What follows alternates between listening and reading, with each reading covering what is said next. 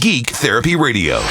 Welcome to the Geek Therapy Radio podcast. I am your mental curator, Johnny Hemberger, and I'm trying something a little bit different today. If you're just listening to the podcast in your favorite podcast app, whatever it is, the Apple Podcast app that's on iOS. I personally, for Android, I love to use Pocket Casts. That's my favorite podcast player on the Android side, but you also have Google Play and Spreaker and iHeartRadio app and all that good stuff. So however you're listening to the audio of this, what I'm trying new today is I'm recording video of this as I'm going. And I know a lot of longtime listeners or subscribers on YouTube already know that I do this from time to time, but I got a new camera. I picked up a Canon EOS SL3. I think it's the 900 or 200D in other countries, but in the United States of America, it is the Canon EOS Rebel EOS SL3. It is a wonderful, wonderful camera. I can actually see what I'm doing. It has a fold-out screen. It records in 4K. I'm not recording in 4K right now. 4K is limited to 24 frames a second. This is not a podcast about the camera I'm using. I'm just excited to use the camera. So when I upload content to YouTube, I've been thinking that while I do upload from time to time very, well, for me, I'm still learning as I go, polished videos. So for instance, my best performing video right now is the PSP Worth It video. Actually, I've got the PSP behind me right here. The PSP from that video. As you can tell, I am in my home studio, the podcast studio, the man cave. I will interject some footage here of what the man cave is. I've actually got my camera propped up on the arcade cabinet right now. So I'm just trying a lot of different new things, and I thought I would upload more podcasts to the YouTube channel as filler in between my dedicated videos. When I upload podcasts to YouTube, they tend, obviously, I mean, it's a small channel, they tend not to do as good as other more polished videos. But you know what, as the YouTube channel grows, this is kind of what Geek Therapy Radio is all about, talking about geeky things as they come to mind. And as my regular listeners know, the Geek Therapy Radio podcast is separate from the broadcast, and in the podcast, I get to go on wild tangents. It's way more freeform. There's less cuts and edit, and especially if I record for YouTube, there's not going to be many edits in here. It's just going to be stream of consciousness. If you haven't noticed already, I have put somewhere in the video here, if you're watching on YouTube, the time where I start what I call the meat and potatoes of the podcast. So the meat and potatoes of this podcast is going to be the future of the Nintendo Switch in terms of the new Xbox and the new PlayStation 5. How will Nintendo compete with the new offerings from Microsoft and Sony? And we'll get to that at the timestamp. Before we do, I'll mention right now, because a lot of my listeners know we're geeks, we're all geeks about something, they might find this interesting. Jeremy Benson, a friend of the show, he's been on the show many times before, walked into my studio today at work at the radio station, and he posed this question.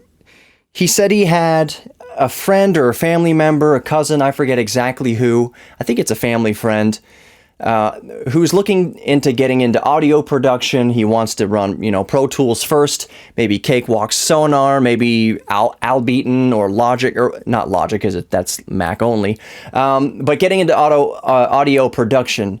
And the question arose was, we both know that to get into audio recording and mixing and mastering and all that good stuff, you don't need a super powerful PC. So that got me thinking, as I've moved into this new house here, I have a closet, I have this wall, I've found so many old computer parts and components, and I have a handful, 3 or 4 socket 775 Intel motherboards, a G40, I think G41 is the number on the motherboard, the model of motherboard. And that got me thinking, you know what? I have a few Core 2 quads sitting around, CPUs, socket 775 CPUs, the venerable Q6600, which is just as landmark and lasting of a processor as the first Pentium 4. Then, like I mentioned, the Q6600, I have a few of those. The i5 2500K, the second generation Core i5 processors. Intel has these kind of landmark processors through the years, and the Q6600, by all means, I'm going to shadow box one of them, is one of those processors that is just... It just stands the test of time. We remember it fondly. I'm sure maybe some of you watching have fond memories of the quad-core Core 2 Duo Q6600. It was clocked at 2.4-ish megahertz. So it just got me thinking, I bet you that processor would be more than capable of doing a build around that Q6600, which you can go onto eBay, I'm sure, and get for dirt cheap right now. Maybe a lot of people have that laying around their house already. They have some old builds sitting around collecting dust, old components. Maybe you have a socket 775. The Q6600 came out in the first quarter of 2007, I believe. The motherboards I have are the G41 or P41, whatever. They're DDR3. The Q6600 operates at for the RAM, it's 1066 megahertz, I think, on my computer. I've got up and running. It's technically 1080 something. Anyways, that's beside the point. I proposed that you could build a quite capable audio workstation and just good all-arounder PC around the Q6600 processor from 2007. So this is really fun. This is what I've been doing. Speaking of videos, I'm working on a video right now as to whether or not you can still get by in 2020, as it's going to turn out here in a couple days. In 2020, 13 years after the Q6600 was released, can you build a computer around that processor and still do day-to-day tasks and still have it be a viable gaming PC, viable productivity PC, a viable content creation PC? Within expectations. And so bottom line is I'm working on an in-depth video about that, about the Q6600 still being valuable or still being perfectly serviceable in 2020 as far as a gaming PC and a productivity PC and even a basic content creation PC. So I gathered together my own parts, collecting dust literally, and I cleaned them all off and I built the PC that I'm recording this into right now, the audio into this right now. So that video's coming up. I don't know. I haven't edited the video yet. I'm going to see if I can edit the video in Sony Vegas 15 on this Q6600 powered PC. I'll let you know in the comments below if I was able to edit this video that you're watching right now on a 2007 quad-core processor. In this PC, just to fill out the rest of the specs, I've got 8 gigs of DDR3 RAM, clocked at the 1066 or 1080, whatever it is. The graphics card, because I didn't want the graphics to be a bottleneck of the PC. It's an older card. It's the GTX 960. That should pair very, very well to a Q6600.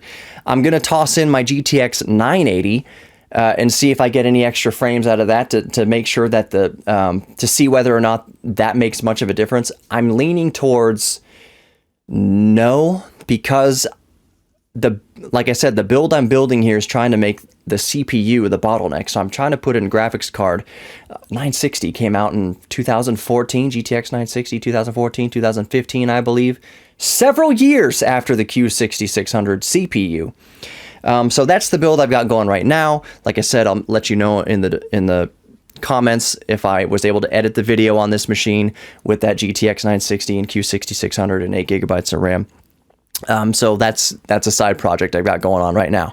Okay, now this timestamp should start to disappear because here's the meat and potatoes. And if you're just listening to the podcast, I'll put the timestamp in the title too. So anyways, the Nintendo Switch, the future of the Nintendo Switch in terms of competing against the new offerings coming out in 2020 from Microsoft and Sony, the PlayStation 5 and the Xbox Elite X. Did I get that right? I'm having the hardest freaking time memorizing Xbox names. I don't know. Can you see it up there in the frame? Here's the first original OG Xbox up there. It's a terrible naming scheme for Microsoft, regardless. Just a terrible naming scheme. PlayStation, PS1, PS2, PS3, PS4, PS5, Microsoft. Okay, so that was silly.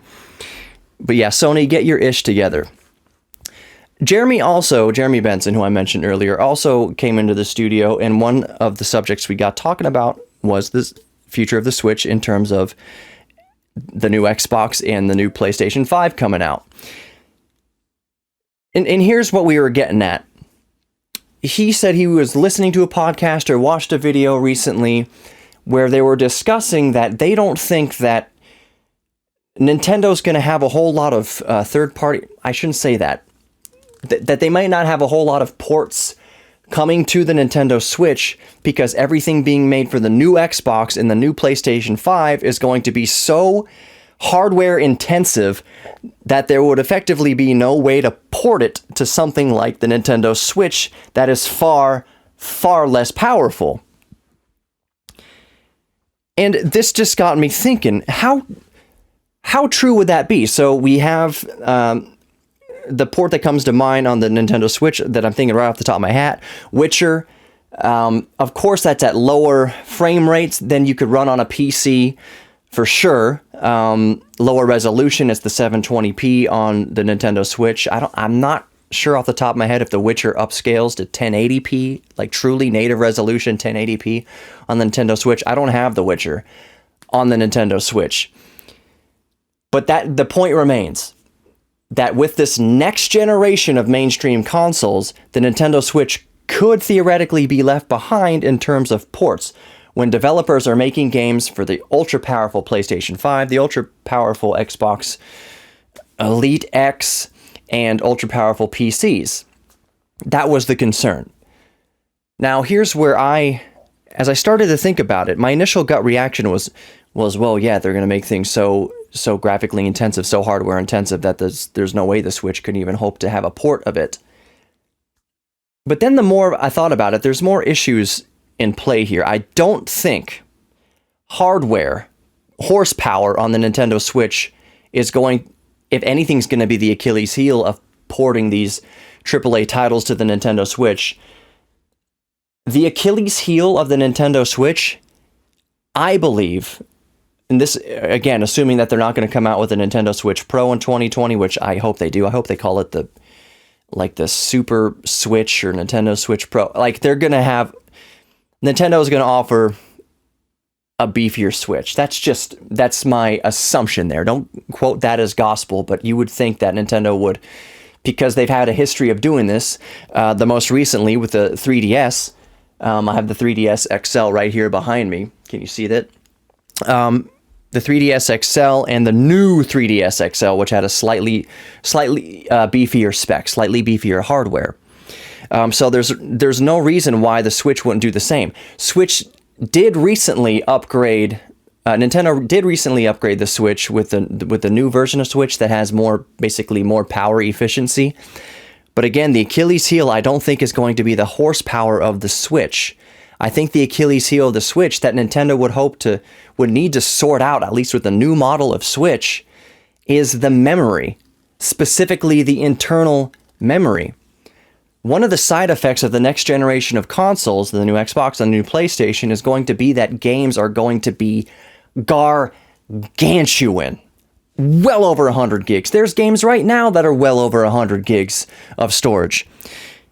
The Nintendo Switch does not come with anywhere near 100 gigs of storage. I believe, I'll put a graphic up here if I'm wrong, but I believe it ships with 32 gigs of internal memory. There was a game that came out shortly after launch. I think it was LA Noire, if I'm not mistaken. The actual name of the game isn't most critical, but the point is that to download the game, it couldn't fit on the internal memory of the Nintendo Switch. You had to get a micro SD card in order to actually download and save the game. Speaking of downloading, that's another Achilles heel we'll get to in a second.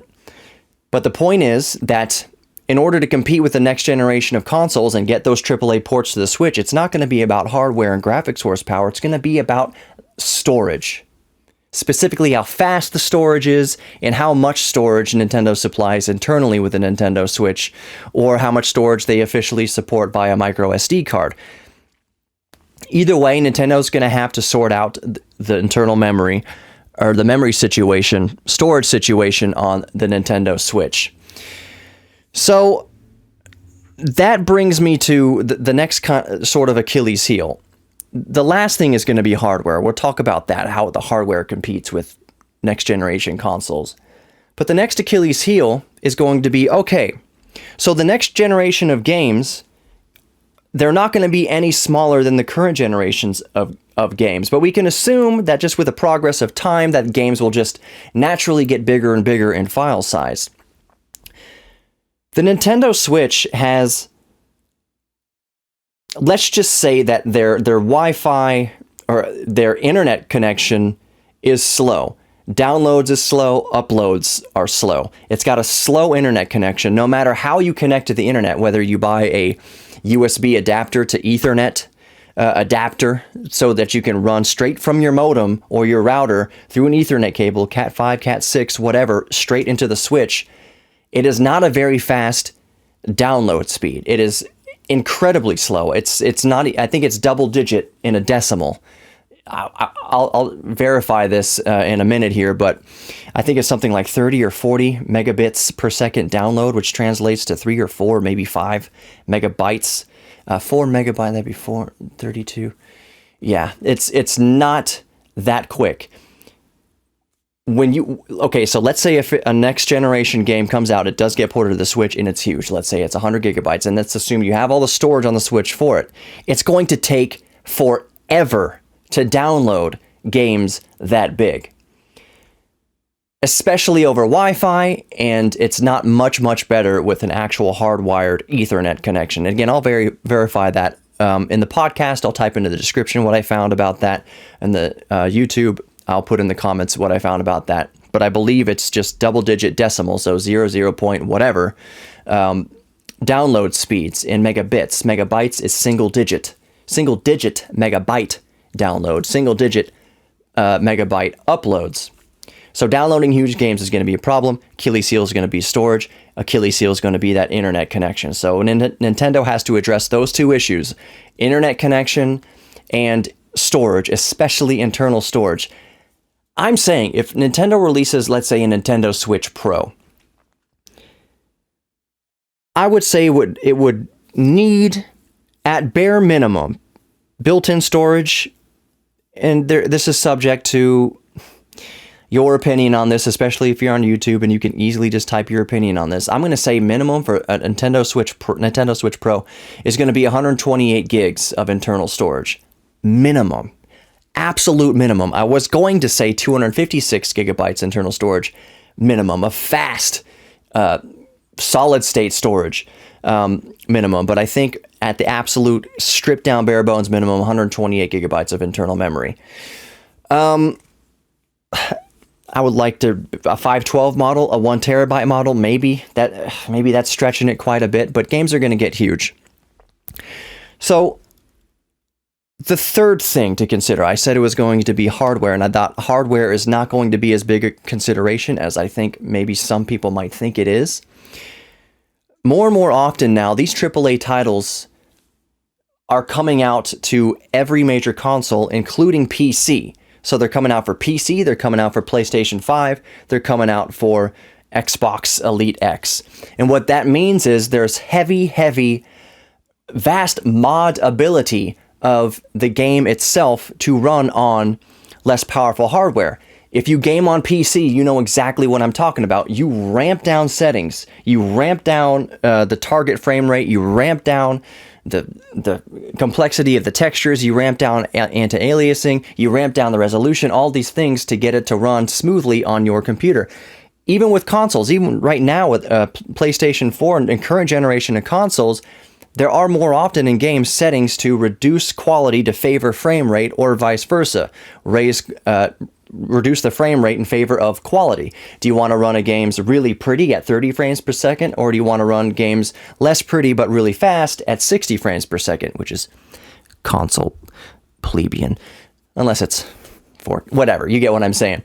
You can adjust certain things now. They're very adaptable to whatever platform that they're on. So I don't think Nintendo's hardest issue here is going to be the limited hardware of the Nintendo Switch. It's going to be the internet connection and the storage. So for games like The Witcher, when it comes to Nintendo Switch, it is, and Doom and whatever else, it's reduced in quality. First of all, it's going down from, you can scale it all the way up to 4K if you want on your PC. Vice versa, for porting to Nintendo Switch, it scales all the way down to 720p to make it work.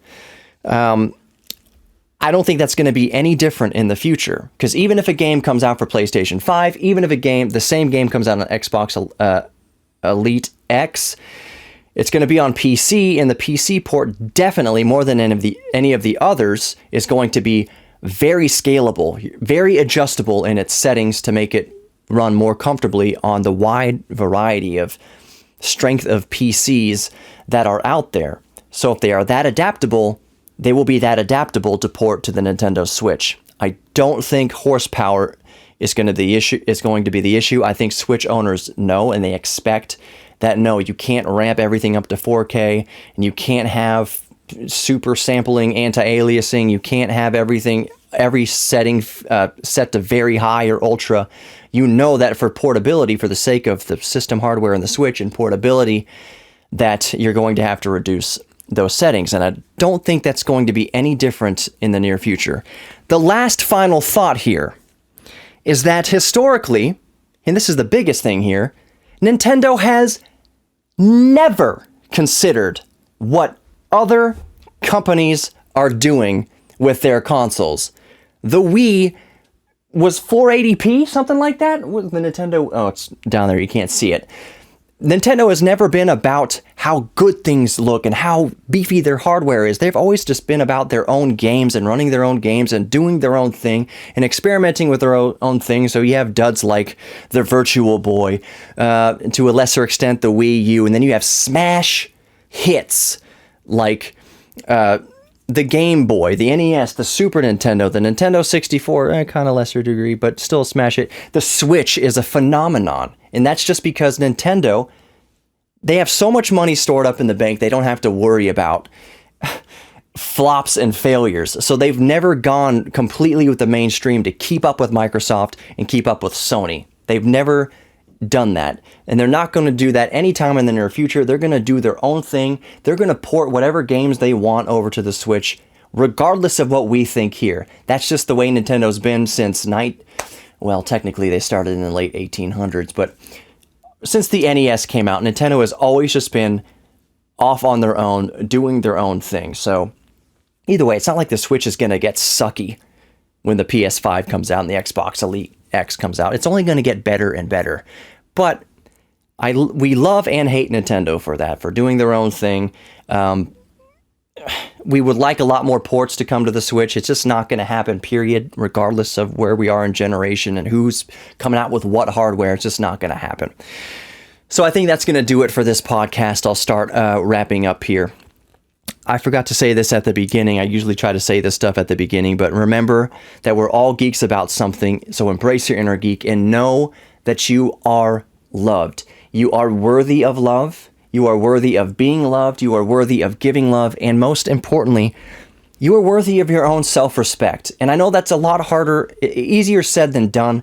But if we just try every day to kind of chip away at what's holding us back in terms of our own self-respect, if we start learning to chip away at loving ourselves, I think the world would be a better place. It's easier to love other people than it is to love ourselves. That's just the truth. So just know that you're worthy of love, and it's okay to be a geek about something. That means you're passionate and you're driven about something. We should all be so lucky to be geeks about something. So find your inner geek, embrace it, whether it's an old hobby or a new hobby. Maybe you can find something new by listening or watching Geek Therapy Radio. That's the goal of this channel. That's the goal of this podcast, is to help you connect with your inner geek and know that you are loved.